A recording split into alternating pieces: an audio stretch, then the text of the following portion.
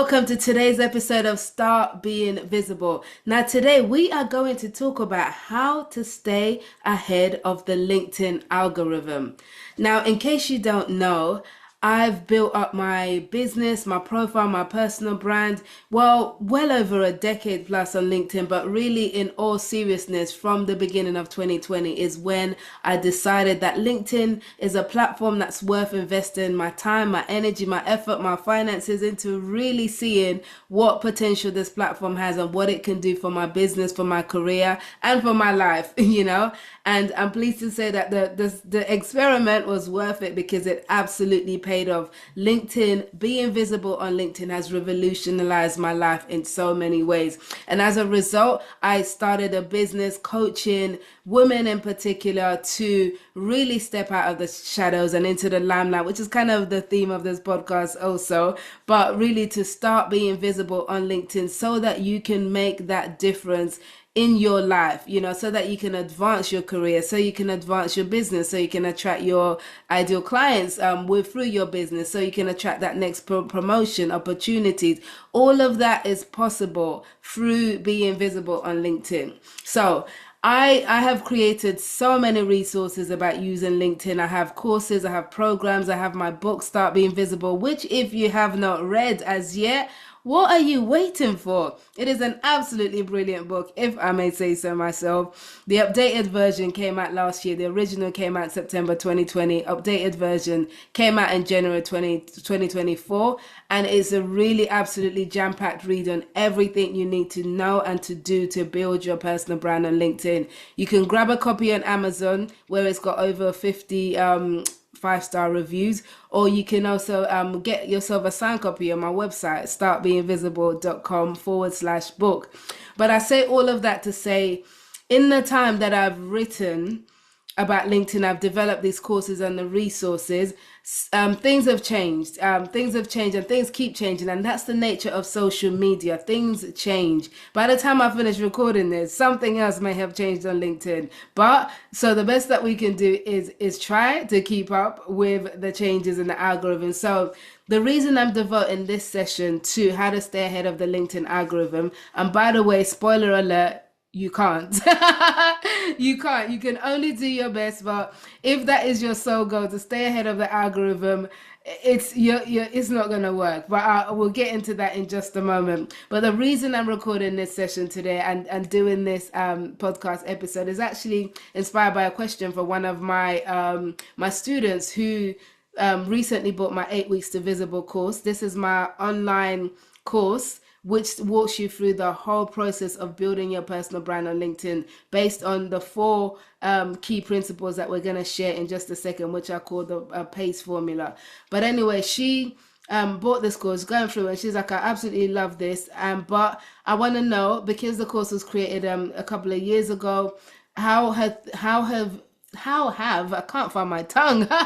How have things changed on LinkedIn?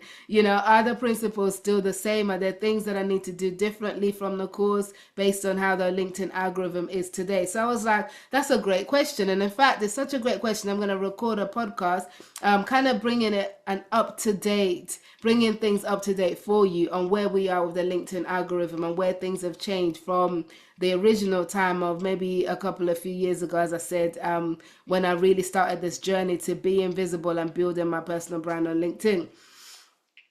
But what's really important, so yeah, this is what we're going to talk about today. But I also want to emphasize from the get-go that I do not want you to become a slave to the algorithm.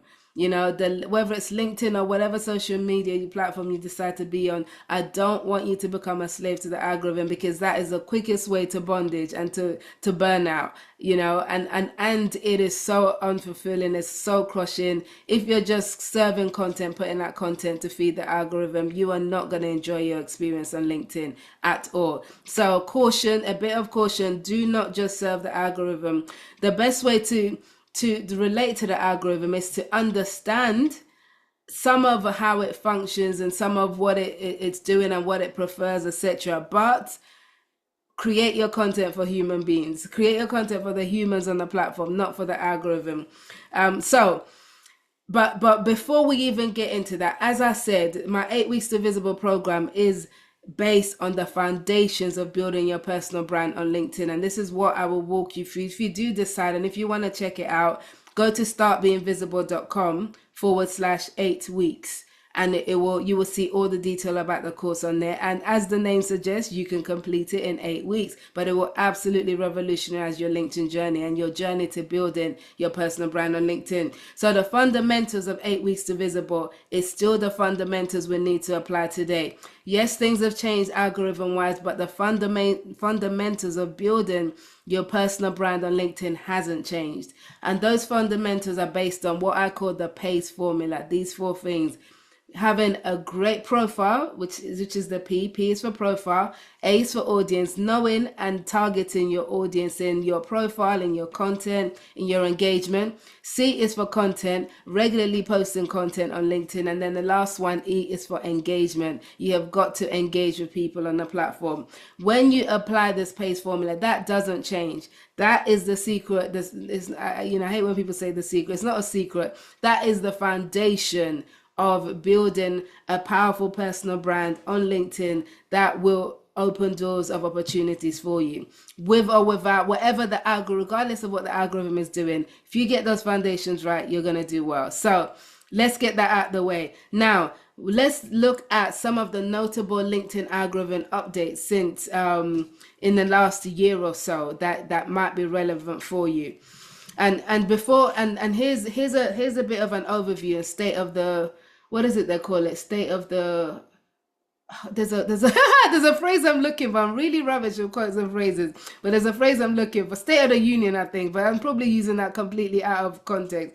But here is the state of affairs right now on LinkedIn.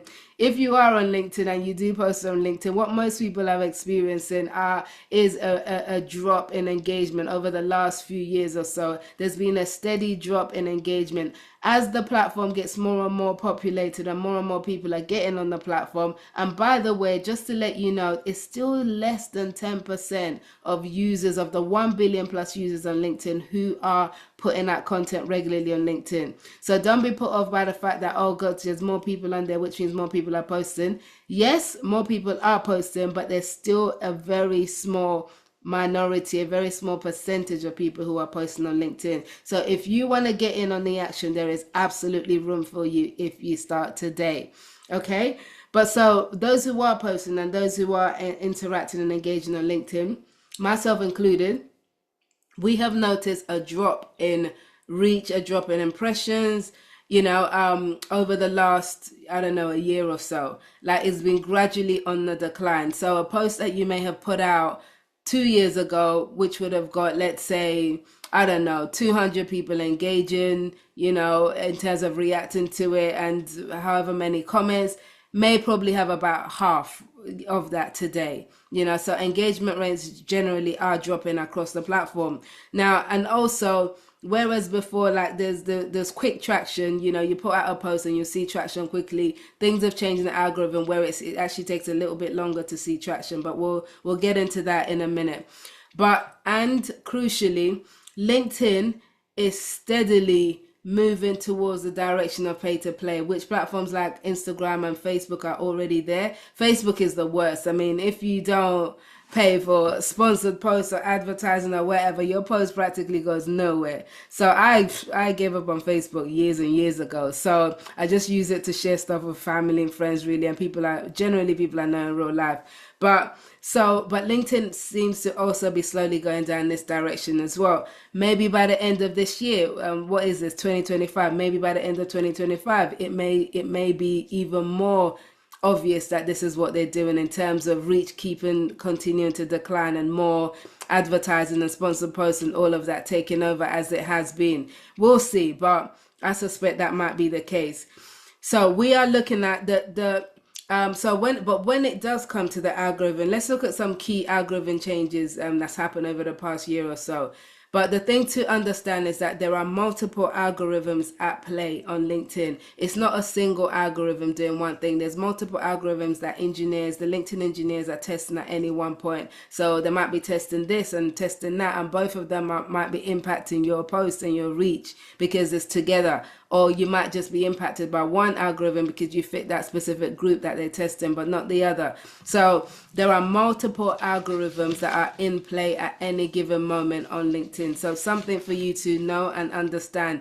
So if you're trying to like feed this algorithm beast, this is why I said you'll burn yourself out, because there's multiple in play, and it's a nightmare to stay on top and to just keep creating content for the algorithm. So I don't recommend it. Create content for human beings, but just be aware of the algorithm. Okay, some key changes in the algorithm in 2025 at the time of recording this. There's been a shift from engagement to relevance. So whereas initially the algorithm was prioritizing how relevant so a post will get more reach if there's more engagement on it, so more reach means that the algorithm will show it to more people. So if you put out a post and more people are interested, and there's comments and there's likes, the algorithm says, oh hey, this is a popular post, let me show it to more people. But now it's kind of it's prioritizing the relevancy of the post. So whereas before it may just show it to, I'm going to show it to another 20% of your network, now it will say, well, I'm going to see who in your network this is relevant to, and show it to that 7% of people that it's relevant to. So relevance over just a broad bracket engagement. That's one shift in the algorithm.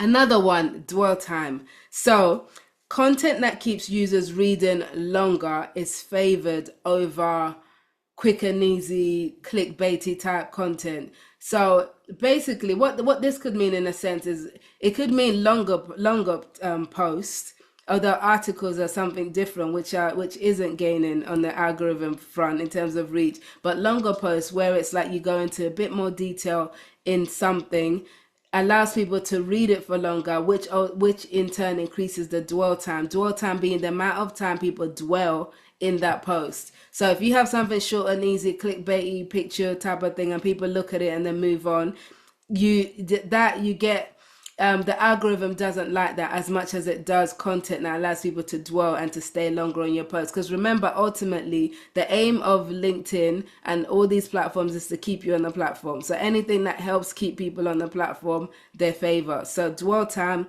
is something that it's prioritizing. And on that note, know that a lot of people are lurkers. A lot of your future audience are lurkers. So they're reading quietly, they're looking quietly, but they're not going to comment, they're not going to like. But when the time comes, they will reach out to you with that opportunity because they've been watching, which is why it's important that you remain consistent and don't get too phased over the metrics of how many likes, how many engagements, how many stuff am I getting on each day, because people could be looking and watching without you knowing because they're lurking. Okay.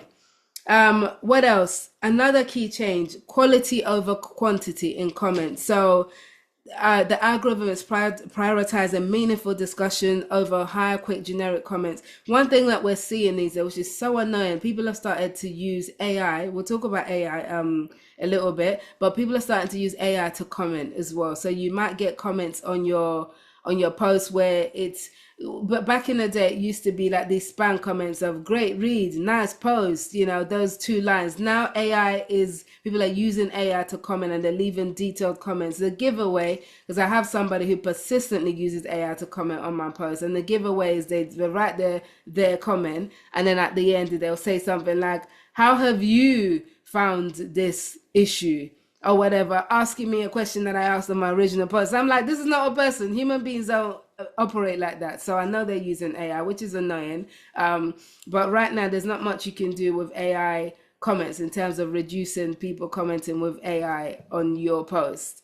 But LinkedIn are prioritizing quality discussions. So where people are taking time to have longer, meaningful discussions, maybe back and forth, the algorithm prioritizes that over short and easy bursts of comments, which actually then leads on to this one. Engagement polls are losing their power. For those of us who like organic engagement, which I put my all 10 fingers up, right? I hate pods. I've always hated pods. I've never been part of an engagement pod. If you don't know what that is, it's essentially when people get together and agree to comment on each other's posts to drive up engagement. Now, the problem, some people charge for this. Some people belong in paid groups where this happens. The problem with this is that the biggest problem with this is, outside of the ethics and integrity of it, in my view, is the fact that those comments, those likes, all of that is artificial. So it's actually meaningless. You want to put out posts that people genuinely engage with, not because you've asked them to, because you're part of a pod, but because there's genuinely something in that post that they resonated with and they want to engage with. So engagement pods on the good front are losing their power with the algorithm. So LinkedIn is actively reducing the impact of artificial engagement generated from pods and also from AI generated comments. I don't see them doing a good job, to be honest, of the AI one at this stage, but we'll see how that progresses. But they are committed to actively get rid of and drive away such false engagement. Okay, so another change, first degree connections matter more. So posts are more likely to be seen by your close connection. So if someone is a first degree connection, which means that you're directly connected to them, they're more likely to see your posts than people outside of your network. However, your posts, when you comment on things on people outside your network, it reaches more people. The visibility is actually greater when you comment outside of your network. So it's well worth your time commenting on second and third degree post when you're doing your engagement.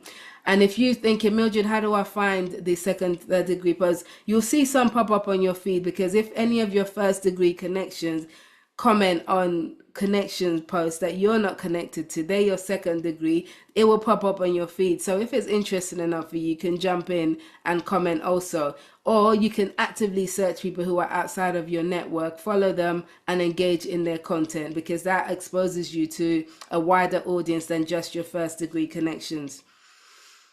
Right. What else? So essentially comments from outside your first degree connections have more impact. Now, growth of posts. Posts are growing slower than this time last year, but their lifespan is longer. So let me explain that.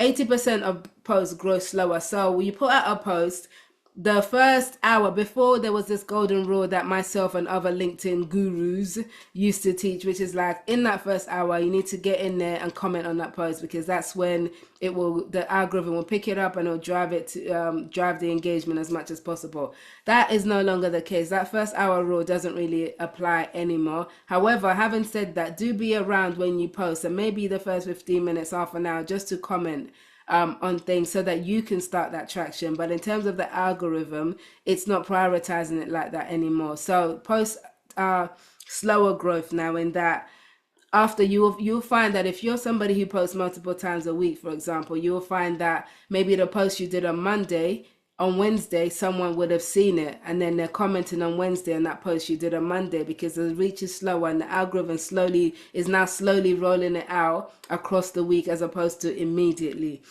And also the lifespan is longer. Again, if you look on your feed, you'll see that when you're going through your feed scrolling, you'll see posts from like maybe a week ago, a few days ago. So LinkedIn isn't no longer just prioritizing recent posts. The posts that you can see on your feed can go back as far as 3 days, 5 days even. The lifespan is longer. So the potential for your posts to be viewed for a longer time is now here with this algorithm change. So that one's a good thing. Okay, video. Let's talk about video. Video. LinkedIn is absolutely pushing video. LinkedIn is trying to take some of TikTok's market. To be honest, I don't like it. I love video. Writing is my first love, but I do love video. I love creating videos. I love live videos, but I do not come to LinkedIn for videos. Right? I come to LinkedIn primarily for written content. And there's two reasons for this. One, because videos for me, when I watch videos, are more of a leisure thing, because it requires more of my time and energy to watch a video, right? More of my time for sure. I can skim read a text in, I don't know, 10 seconds. But for a video, I have to watch it. Even if it's a 1 minute video, that's 1 minute of my life. Whereas if it was a text post, I would have skimmed that thing in like 10 seconds. But a video, I have to watch a minute, or 2 minutes or 3 minutes, however long it is. So LinkedIn are now prioritizing video, video, video. So when I go on my feed, I'm seeing loads of videos, and half the time I don't have the time to engage with them because I'm like, I don't have 2 minutes to give you here, 3 minutes to give you there, 1 minute to give you here. That's like all my engagement time gone just watching videos, and I've only got limited time to engage before I have to clear off the platform for the morning or whatever, right? So it doesn't work for me personally, although I make my own videos. And so that's one thing. The second thing is the times that I engage primarily, the very first point of engagement in the day for me is early in the morning, 6:30 a.m., around that kind of time, because before my family wakes up, my kids wake up, and I get into my morning duties. So at that time, the last thing I want is noise, trying to keep the house quiet, right, until everybody wakes up. So watching a video doesn't help with that. But what does help, if you are someone who produces video, always use captions. LinkedIn does their auto captions as well, which I guess you can watch the video with sound of, but then it goes back to my first point of it takes more of my time, so I don't watch it. So that's the thing. So I personally am not in favor of all this big video thing that LinkedIn is trying to do. It kind of reminds me of maybe 2 years ago, maybe a bit less than that, a year and a half or so ago, when LinkedIn really tried to take the Clubhouse market. Do you remember Clubhouse? I loved Clubhouse. It was like a live podcast. And then LinkedIn introduced LinkedIn Audio. So I left Clubhouse, went to LinkedIn Audio. Clubhouse was better, but I didn't want to maintain another platform. But anyway, long story short is LinkedIn has now curbed LinkedIn Audio. So it doesn't do it. It tried to take that market, experimented for a bit, now it's dropped it, and LinkedIn Audio is now part of LinkedIn Live, which you have to do on an external platform and not on LinkedIn itself like you used to be able to. So again, LinkedIn experimented with stories some years back, which again, trying to steal from Instagram's audience with stories. That didn't last more than, I think, maybe 4, 5, 6 months at the most, and then they got rid of that. So whether this video thing is gonna stay, only time will tell. Personally, I hope it doesn't. I just hope they put video back where it was on equal par with the rest of the content, and not trying this hard push to get people to engage in video as if it was TikTok, because it's not TikTok. And that's why we're on LinkedIn, because we don't want TikTok, Okay, all right, let's keep it moving. But yeah, video, as I said, it's something the algorithm is prioritizing. Even with that, video reach is dropping. So it's not quite as... the reach isn't quite as great as it used to be. Right. So, but behind the scenes, what is changing behind the scenes in terms of the algorithm? So this one isn't really a change, but even though the platform is growing and more people are using the platform, the number of people still lurking is still very high. The vast majority of LinkedIn's audience are still lurkers. You can say it's the same on most platforms, but I think LinkedIn has a much higher majority than other platforms. So there's a lot of people who are lurkers, and some of the reasons, and I've spoken to some ladies about this, I've worked with some clients on this to help them through this, is this idea of imposter syndrome of, I don't know what to say on LinkedIn, I don't know how to show up, I don't know how to be a professional on LinkedIn, so people just stay hidden. If that's you, please do not do that. We need you to start being visible. You've got something to say. You've got something valuable to contribute. We need to hear you. If you need help, reach out to me. I absolutely love working with women on this. I've got programs, I've got coaching services, all of it. Just get in touch and we can start with a consultation, whatever it is, right? And we can see where we take you from there. Okay, so what else is it? The creator bubble. So again, another change that's happening with LinkedIn. LinkedIn at some point really went crazy trying to prioritize LinkedIn creators, so it changed to having like creator mode and regular mode in terms of the format of your landing profile page. So you had to activate creator mode so you can have followers and all these other little benefits that it only granted to people who switched over to creator mode, because it was really trying to set up their users as creators as opposed to just regular users like other platforms, right? YouTube creators, Instagram creators, but LinkedIn didn't have creators. LinkedIn had users. But now, well, not now, but back then, this is over the last 2-3 years, LinkedIn really pushed hard on the creators.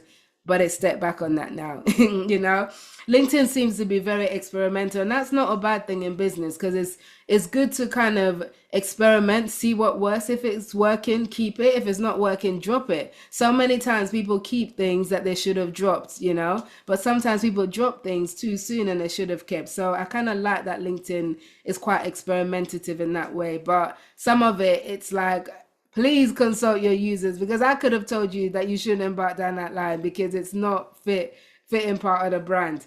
But anyway, so where is it? There's a time when personal storytelling and selfies is getting really big reach on LinkedIn. LinkedIn is kind of, the algorithm is, again, is suppressing that in favor of relevant content and more thought leadership type content, which is, doesn't mean that you shouldn't use selfies and pictures of yourself on posts, but if you're using it as clickbait, the algorithm is likely going to penalize you for it if the content doesn't match, it hasn't got that depth and that quality and that dwell time that we talked about. So that's something to consider as well.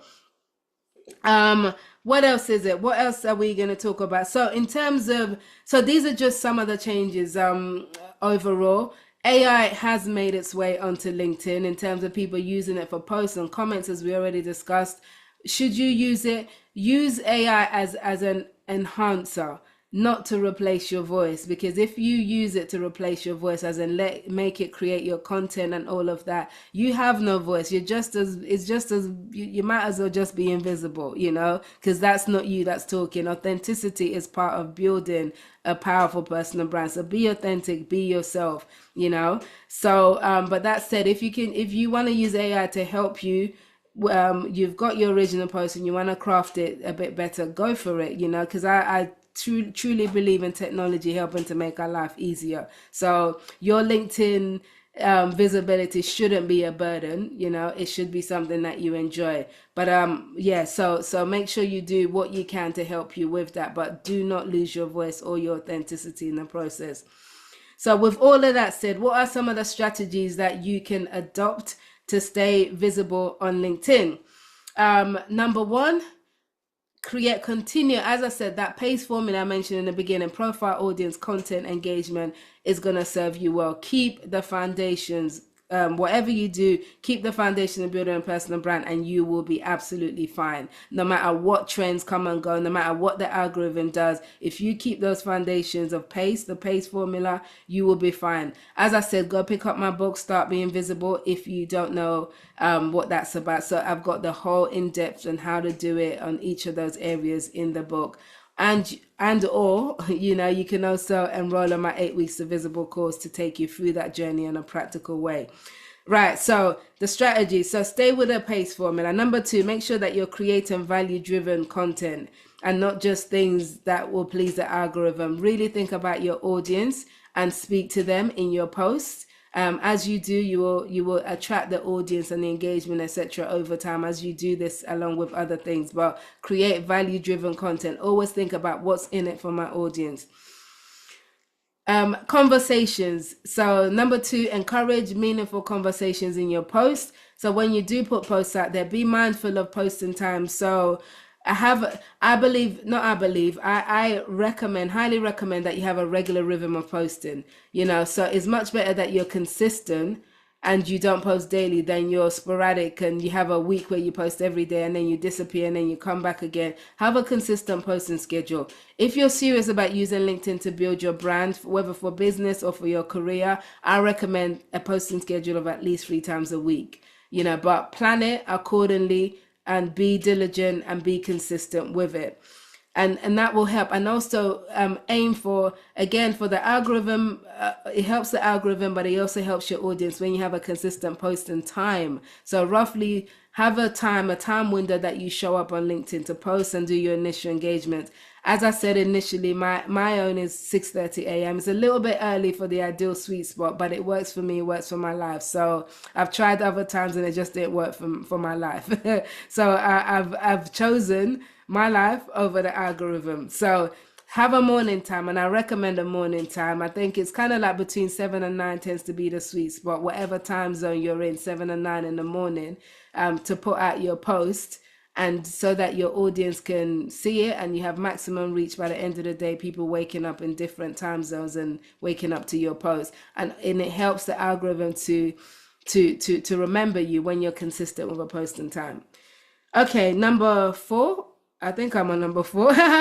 Leverage your expertise. So this is about creating value-driven content, but linked to that is leveraging your expertise. Really kind of thought leadership, niche knowledge posts, they continue to outperform generic engagement posts. You know, some people crave a viral post, but you can go viral on a post about eating bananas at lunchtime, for example. But unless you have a banana eating business or it somehow ties into your work, that has no value for you. You know, so don't chase virality, chase for connection, chase for meaningful engagement with your audience. You know, position yourself as an expert and a thought leader and share value-driven content with your audience, and they will reward you for it over time. And the algorithm will also reward you for it too. And then lastly, on engagement level, engage beyond your first degree network. So make sure that you're constantly reaching out to people outside your immediate network, not just to add them to your connections, but engaging with their content as well. In Start Being Visible, my book, I talk about practical strategies for engaging. So you can feel free to go there for more in-depth ways of engaging and strategies. Lastly, what are my final thoughts? So what's next for LinkedIn? So will organic reach continue to decline? I think so. Unfortunately, this is the unfortunate answer. I don't know what new platform may spring up and we're all going to jump there and have that initial organic reach that's crazy in the beginning, and then it starts to drop as they start to monetize the platform. But all of these platforms, they are businesses. They have to look at how to make it work for them financially. So I do think organic reach will continue to drop, but right now, as I said, it's not dropping nowhere near as fast a pace as some of the other platforms. There's still very good opportunities to be had when you start being visible, when you start showing up on LinkedIn. So get on the boat now, sooner rather than later. And next thing, so final thoughts on that, even as that continues to happen. Prediction. I don't like predicting stuff. I'm not a prophet. I'm not, but I do predict this pay to play model is going to come into play and continue in that direction on LinkedIn. So they have to make their money, but just prepare yourself. Don't put all your eggs in one basket. If LinkedIn is your main platform, definitely focus on it. But also, if you are in business, for example, have something like an email newsletter, have some other outlet, just in case changes become drastic. I remember earlier this year when TikTok, I think the TikTok go down or it was banned in America, I don't know, for like however many days it was. And a lot of people lost business in that time. I had a time when I was banned from LinkedIn for 3 days. And as a LinkedIn coach, you can imagine how disastrous that was for my business. But, in those 3 days, I wasn't able to access my connection, my content. I wasn't contacts. I wasn't able to post content, anything like that. So it was a little bit of a mini disaster. But it did remind me that you cannot put all your eggs in one basket. And that's when I revived my email newsletter, which you can sign up to if you want to. It's called The Visible Woman. Again, if you go to startbeingvisible.com, that's got all the links to all my resources, my books, working with me, the newsletter, the 8 weeks program, all of that you can find there. So lastly, that is it. We're going to end it here. So I want to end with a reminder that the algorithm is there for you to understand, maybe to aid your efforts, but it's not there for you to serve. Do not become a slave to the algorithm. It is a very bad master. It will kill you. It will burn you out at the very least. So just provide and serve your audience with valuable content, sticking with that foundations of building a visible personal brand on LinkedIn, and that will definitely get you through some of the highs and lows of algorithm changes on LinkedIn. So that is it. I hope that has been useful to you. If it has, please do drop me a note and let me know. You can contact me via the contact form on my website, drop me a message on LinkedIn, and let me know if it's been helpful, and let me know if there's anything you want to know more of about this. On the solo episodes, I like to use it as more of a teaching type of thing and sharing my own insights on visibility and LinkedIn strategies and all the rest of it. So do let me know if there's something specific you want me to cover in one of those future solo episodes, and we will get to it. But for now, thank you so much for tuning in. Remember, the best opportunities come to those who are visible. So today is the day for you to start being visible. Do not procrastinate anymore. And I'll see you on the next podcast. Take care.